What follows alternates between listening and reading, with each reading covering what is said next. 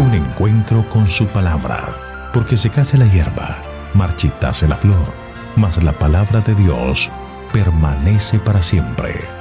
Con ustedes, el doctor José Ricardo Arias Quintero.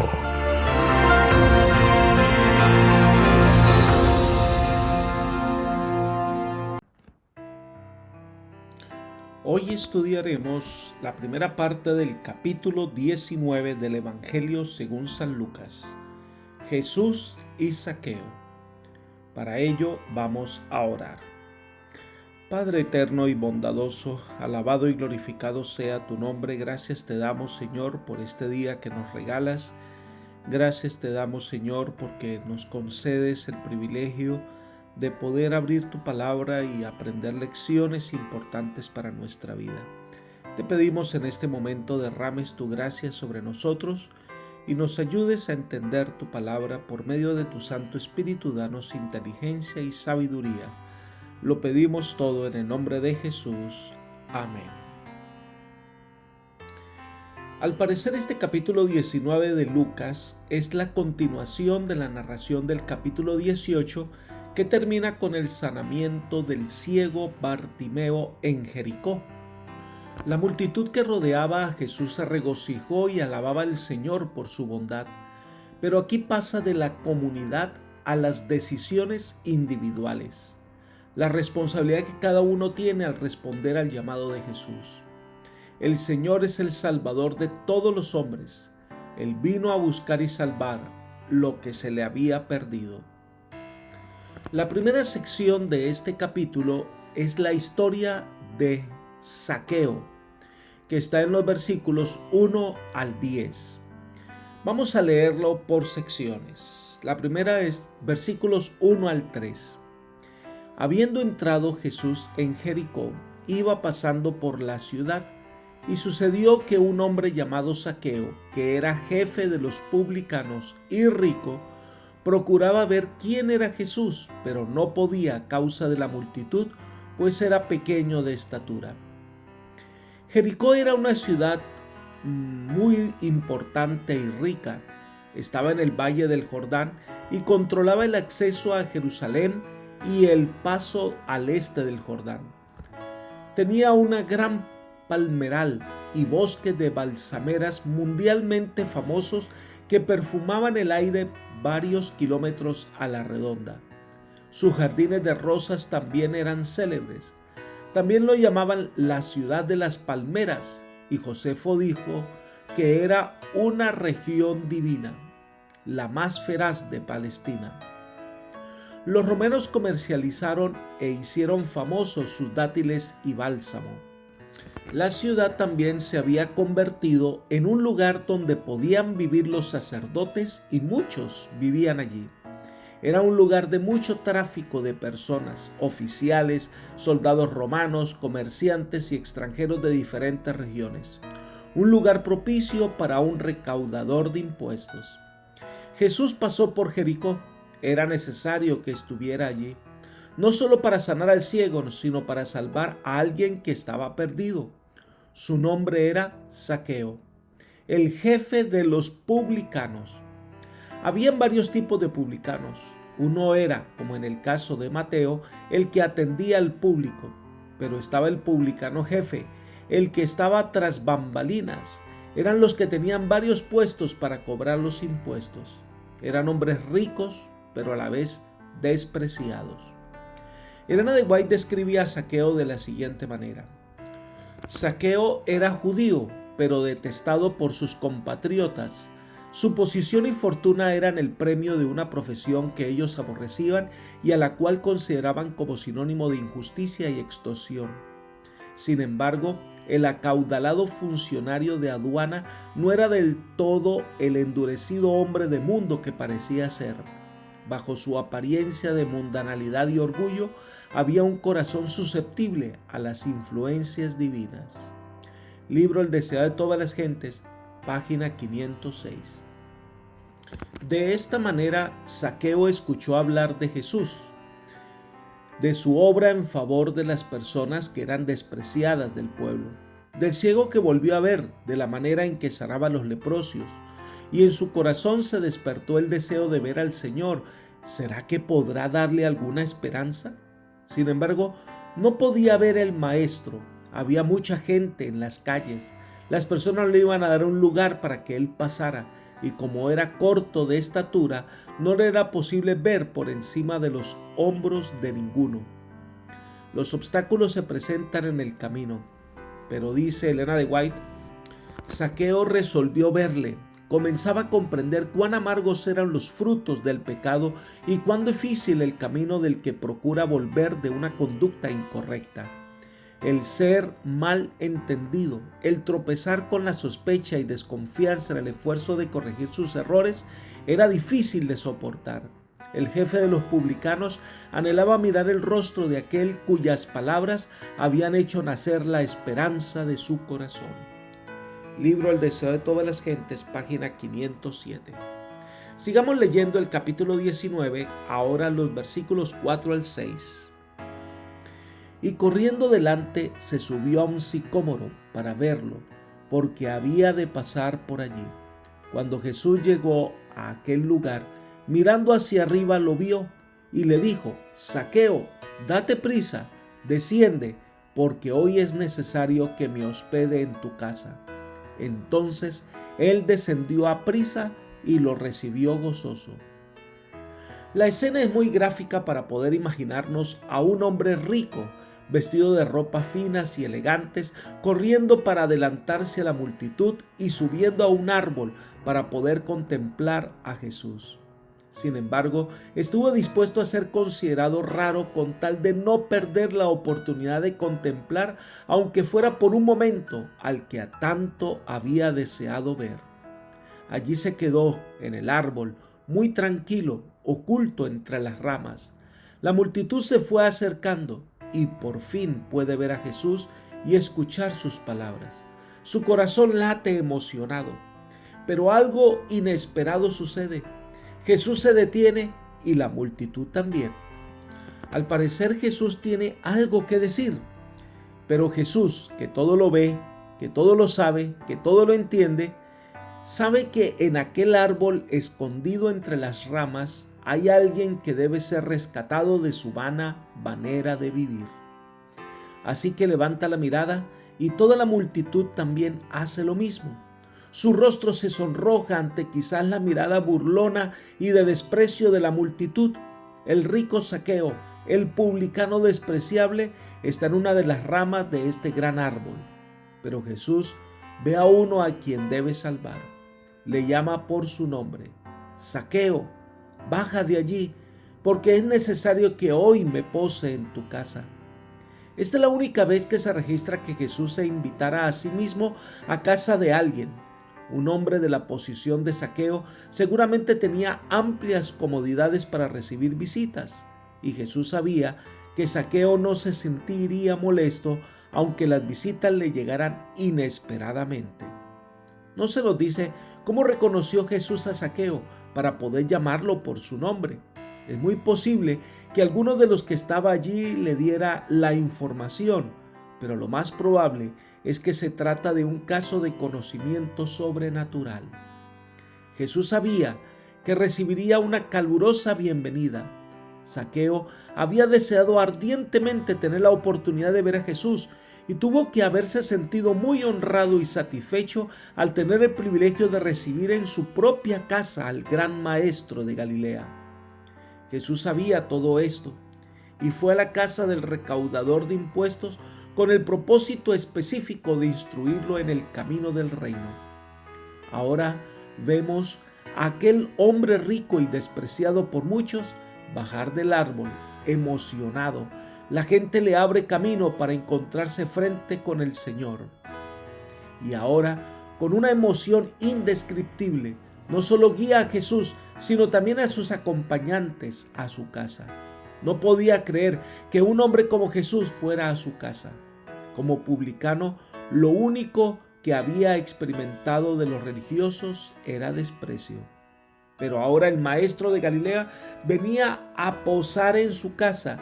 ¡Qué bondad la del Señor! Las reacciones no se dejaron esperar. Leamos los versículos 7 al 10.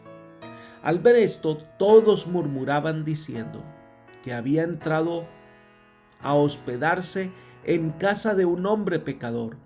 Entonces Zaqueo, puesto en pie, dijo al Señor: Señor, la mitad de mis bienes doy a los pobres, y si en algo he defraudado a alguien, se lo devuelvo cuadruplicado.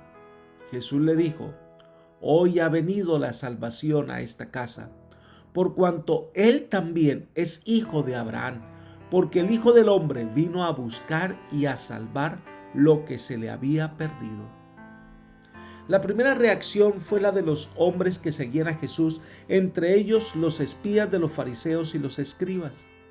Recordemos que Jericó se había convertido en una ciudad donde se albergaban varios sacerdotes. La multitud reaccionó. ¿Cómo puede Jesús venir a posar en casa de un pecador? Podría ser que en la multitud habían muchos habitantes de Jericó a quienes Zaqueo o sus agentes virtualmente había robado y que lo habían considerado ladrón. Pero entonces viene la reacción de Zaqueo. Elena de White comenta: Zaqueo había sido abrumado, asombrado y reducido al silencio por el amor y la condescendencia de Cristo al rebajarse hasta él, tan indigno. Ahora expresaron sus labios el amor y la alabanza que tributaría a su recién hallado maestro. Resolvió hacer público su confesión y su arrepentimiento. Libro El deseo de todas las gentes, página 508. Entonces Zaqueo dice: la mitad de mis bienes doy a los pobres.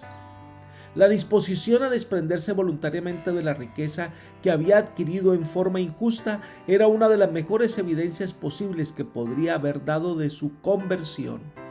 Este era un hombre rico que se dio cuenta que la riqueza no lo es todo.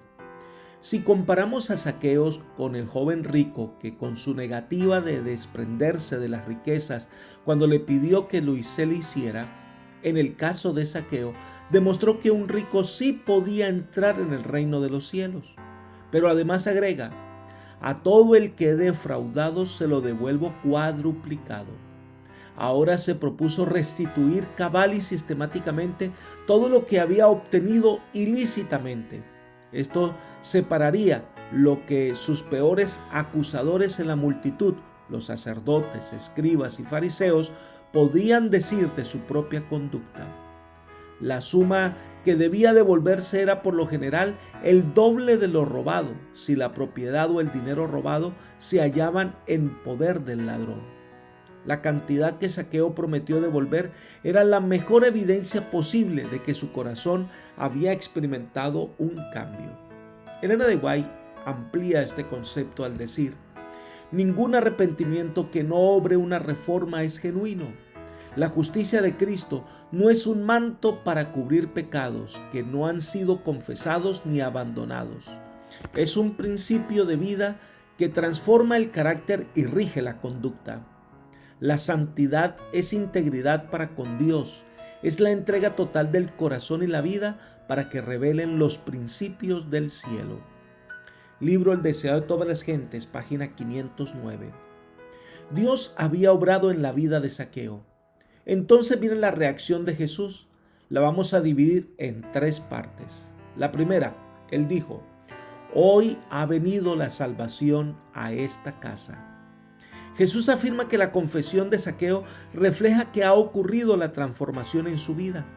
Y esta bendición del Señor también ha bendecido a toda su familia. No solamente Zaqueo fue bendecido, sino toda su familia con él. Cristo fue a su casa para darle lecciones de verdad e instruir a su familia en las cosas del reino.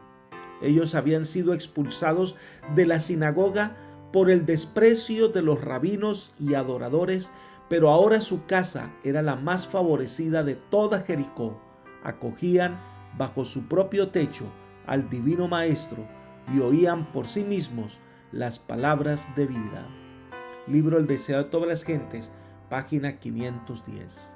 Zaqueo ha experimentado el gozo de tener a Jesús en su casa. Ha venido la salvación a su hogar.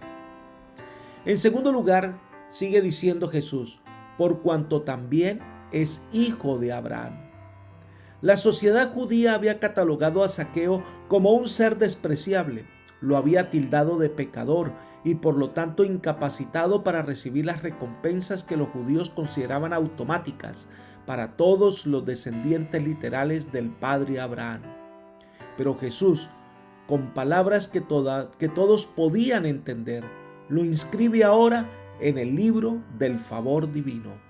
Él también ahora es un verdadero hijo de Abraham. También las promesas del Señor son para él. Y lo último que Jesús dijo fue: el Hijo del Hombre vino a buscar y salvar lo que se le había perdido. Este título de El Hijo del Hombre es uno de los más importantes del Evangelio. Su más importante labor, la de Jesús, tiene que ser el de buscar y salvar. Los seres humanos nos alejamos de Dios, le dimos la espalda al Señor, transitamos por el camino rumbo a la muerte.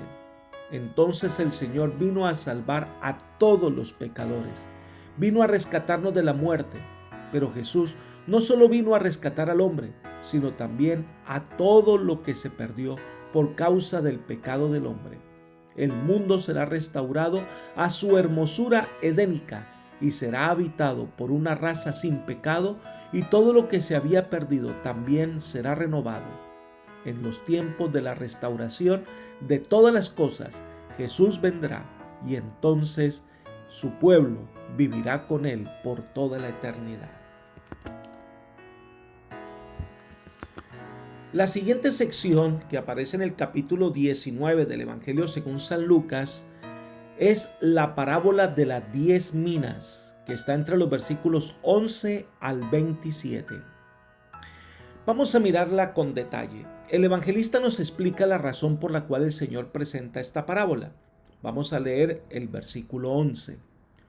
Oyendo ellos estas cosas, prosiguió Jesús y dijo una parábola por cuanto estaba cerca de Jerusalén y ellos pensaban que el reino de Dios se manifestaría inmediatamente.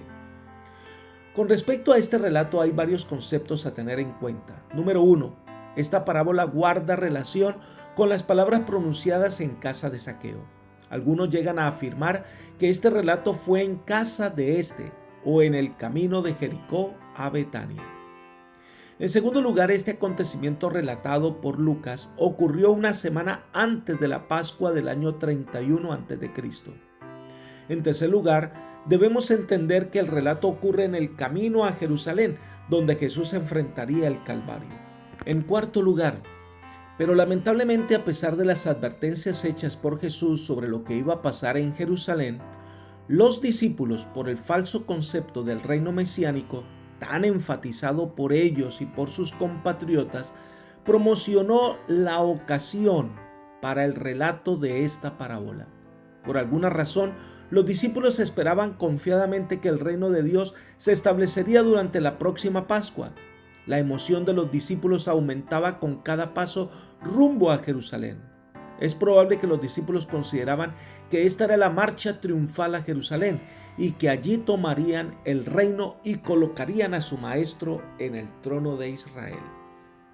La primera parte de la parábola está en los versículos 12 al 14. Dijo pues: un hombre noble se fue a un país lejano para recibir un reino y volver. Llamó antes a 10 siervos suyos, les dio 10 minas y les dijo: negociad entre tanto que regreso. Pero sus conciudadanos le odiaban y enviaron tras él una embajada diciendo: no queremos que éste reine sobre nosotros. Hay varios elementos en esta parábola que debemos considerar. Número 1. Esta parábola es muy similar con la parábola de los talentos, pero los comentadores enfatizan las diferencias y además las circunstancias en que las dos parábolas se contaron son muy diferentes, lo mismo que el enfoque de las mismas. En segundo lugar, el hombre noble que se va y que tiene planes de volver está simbolizando a Cristo. Se fue a un país lejano, representa su ascensión al cielo y su promesa que vendrá otra vez por sus fieles hijos. En tercer lugar, este hombre llama a 10 siervos. El número 10 de por sí no tiene ningún significado especial. Estos siervos representan a los discípulos y a todos los cristianos a quien Cristo ha confiado sus intereses en la tierra durante su ausencia. Número 4. Se les confió a estos siervos 10 minas. Una mina equivalía a 100 dracmas, el jornal de 100 días de trabajo. Por lo tanto, una mina pesa 385 gramos de plata. En quinto lugar, el Señor dice que debían negociar mientras Él volvía. Una mina que eran 385 gramos de plata representaría un capital muy pequeño. Cuando el hombre regresó, se refirió a una mina como poco. Sin embargo, este era el medio de probar la habilidad de cada siervo con el fin de asignarle más tarde mayores responsabilidades. En sexto lugar, el Señor dice, entre tanto vengo. Indica que el hombre pensaba estar ausente por un periodo indefinido. Con esto Jesús indicaba que iba a estar ausente por un tiempo considerable antes de regresar para recompensar a los suyos. En séptimo lugar, pero dicen que sus conciudadanos le aborrecían. Estos ciudadanos representarían a los judíos. No había motivo alguno para el odio que los judíos sentían hacia Jesús, pero era evidente. Octavo lugar, entonces enviaron una embajada diciendo, no queremos que reine sobre nosotros. Los judíos no querían aceptar a Cristo como su rey. Recordemos que pocos días después declararían, no tenemos más rey que a César. En esto se evidencia que el rechazo a Cristo fue completo. Sigamos con la sección de la parábola de Lucas capítulo 19, ahora los versículos 15 al 19.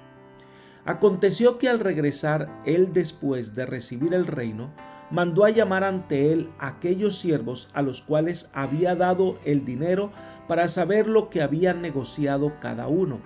Se presentó el primero diciendo, Señor, tu mina ha ganado 10 minas. Él le dijo, está bien, buen siervo, por cuanto en lo poco has sido fiel, tendrás autoridad sobre 10 ciudades.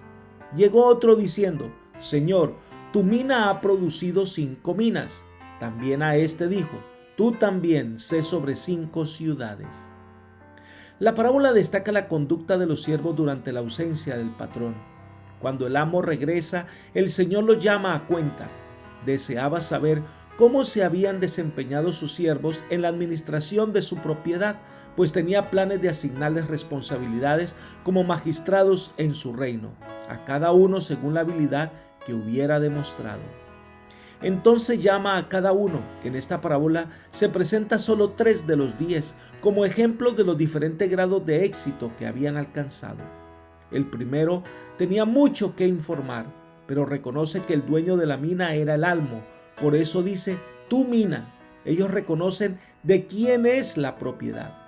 Esta mina produjo 10 minas. Es una ganancia del 1000% sobre el capital invertido. Este primer siervo había demostrado habilidades poco comunes en sus negocios. Esto reflejaba su dedicación a su Señor y su diligencia en el trabajo. El Señor le dice que era buen siervo y fiel. Ha usado adecuadamente sus habilidades. Ha sido fiel al propósito del amo. Por eso le dice, en lo poco ha sido fiel. El Señor le confió un poco de ese gran tesoro para que lo administrara y fue lo que hizo con esa pequeña cantidad lo que demuestra su fidelidad. Entonces le dice, te pondré sobre 10 ciudades. La habilidad administrativa demostraba por el primer siervo era una evidencia de que se le podía confiar los asuntos de una pequeña provincia del reino del Señor. Ni fue jubilado, ni se le asignó una pensión, ni se le concedió ninguna recompensa material. Su recompensa consistió en una responsabilidad mayor. Fue promovido a un puesto más elevado y sin duda de mayor jerarquía. Había pasado la prueba con notable éxito. Ahora el Señor llama a un segundo siervo y nuevamente ese siervo reconoce quién es el propietario. Tu mina. Y el resultado de su trabajo es haber producido 5 minas, es decir, una ganancia del 500%. El Señor reconoce su habilidad administrativa y entonces le da una recompensa, que en este caso son mayores responsabilidades, y le dice que estará sobre 5 ciudades. Entonces viene el tercer siervo que llama al Señor. Leamos los versículos 20 al 23. Se presentó otro diciendo: Señor, aquí está tu mina, la cual he tenido guardada en un pañuelo, porque tuve miedo de ti, por cuanto eres hombre severo, que toma lo que no pusiste y ciegas lo que no sembraste. Entonces se le dijo: Mal siervo, por tu propia boca te juzgo. ¿Sabías que yo soy hombre severo, que tomo lo que no puse y ciego lo que no sembré? ¿Por qué pues no pusiste mi dinero en el banco para que al volver lo hubiera recibido con los intereses? Varios elementos de esta narración a tener en cuenta. Número 1. Este siervo reconoce que la mina no es de él. Le dice al Señor: aquí está tu mina. En segundo lugar, él la había guardado, no lo había despilfarrado ni la había perdido. La tenía cuidadosamente en un pañuelo o sudario. En tercer lugar, la causa dice: tuve miedo de ti. Esta causa principal del miedo de este siervo era su actitud equivocada hacia su Señor, quien evidentemente había esperado que cada siervo hiciera lo mejor de su parte y no quería aceptar nada menos. No había duda de que el siervo era perezoso. La prueba a la cual lo había sometido su amo era de tal naturaleza que si la hubiera aprovechado, le habría ayudado a vencer ese defecto. En cuarto lugar, consideraba al dueño de la mina severo o austero. La pereza de este siervo, ¿cómo podía causar el Señor una reacción diferente? Lo que el siervo en realidad dice es: de todos modos vas a tomar cualquier cosa que yo haya ganado y no recibiré ninguna recompensa por mis esfuerzos. Por lo tanto, ¿de qué valía que me molestara? Las recompensas que se dieron al primero y al segundo siervo demuestran que la dificultad se debía al tercer siervo y no a su señor. En sexto lugar, el amo recibe la mina y lo califica como mal siervo. Había abusado de la confianza de su señor y descuidado las oportunidades que se le dieron para triunfar. Quienes no hagan nada con los talentos que les han sido confiados son siervos malos delante de Dios y sin duda cosecharán la recompensa de los impíos. En séptimo lugar, el Señor le dice que por su propia boca lo va a juzgar. No hacía falta examinar más los hechos. El tercer siervo había demostrado que era totalmente indigno de confianza. Los que siempre culpan a otros por sus fracasos manifiestan claramente sus propios defectos de carácter.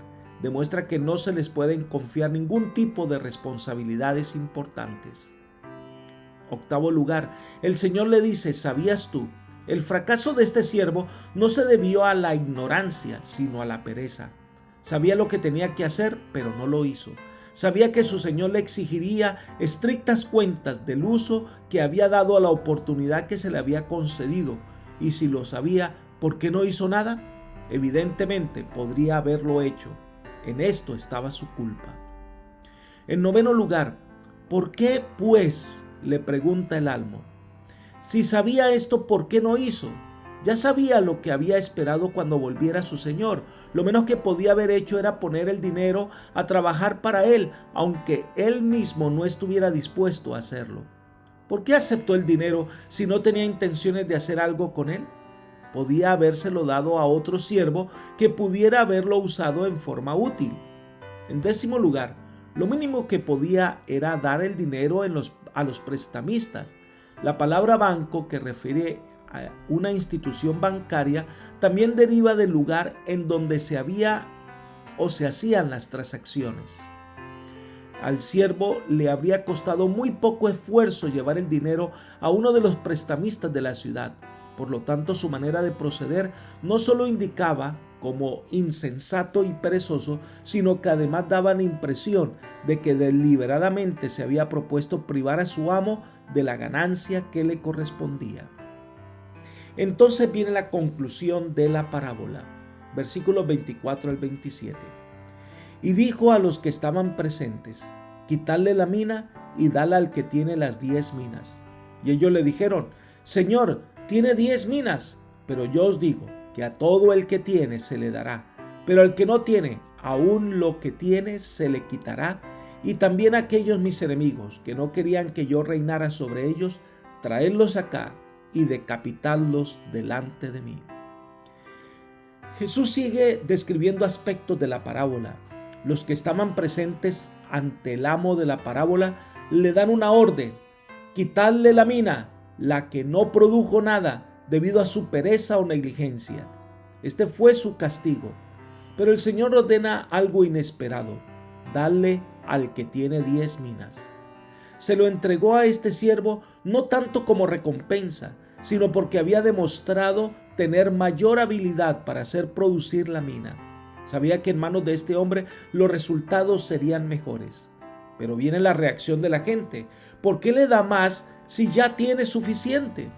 Pero es que al que puede manejar de manera eficiente lo que se le entrega, a ese se le dará mayores responsabilidades. En ese siervo encontrará mayor productividad a sus recursos, pero al siervo perezoso se le priva del capital que se le había confiado. Pero su análogo en la parábola de los talentos fue además castigado severamente. Y entonces llega la sentencia final. Aquellos enemigos del noble y que trataron de impedir que reinara, llega el castigo. Entonces viene con el objetivo de salvaguardar la paz y la seguridad del reino. Para ello debía deshacerse de sus enemigos totalmente. Esto nos lleva a entender que cuando Jesús venga, viene a pedir cuentas a sus siervos y dictar sentencia sobre aquellos que no quieren aceptar la salvación y se pierden. Apreciado amigo y hermano, hemos estudiado una sección interesante del capítulo 19 del Evangelio según San Lucas.